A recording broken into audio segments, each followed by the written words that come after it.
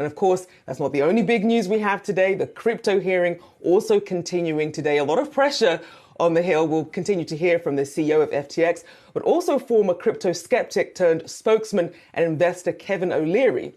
We know that he told CNBC that, they relied on other people's due diligence. But I thought it was interesting because there are a lot of comparisons to Enron, as we saw the FTX CEO bring up yesterday. But Kevin O'Leary, in his prepared testimony, is expected to say that, look, Enron came and went and had no impact on the energy markets. Bear Stearns and Lehman Brothers' demise had no impact on the long-term potential of American debt and equity markets. So essentially saying, don't throw out the baby with the bathwater. You have FTX, but it's not, in his opinion, going to have contagion to the full crypto industry.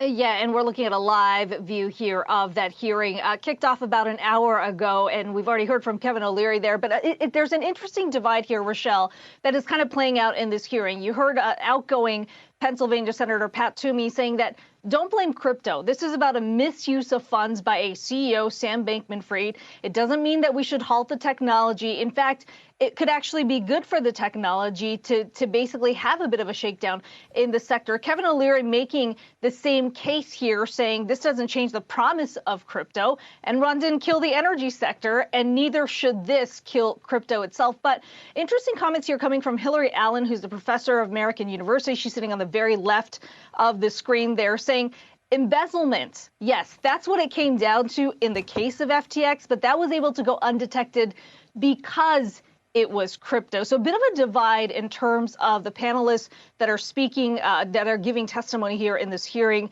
continuing to watch there as we watch Senator John Tester there questioning those on the Hill today. A bit of a different focus, Rachelle, we should point out, because yesterday it was about John Ray, who's the now CEO of FTX, testifying as to what he has seen within the company.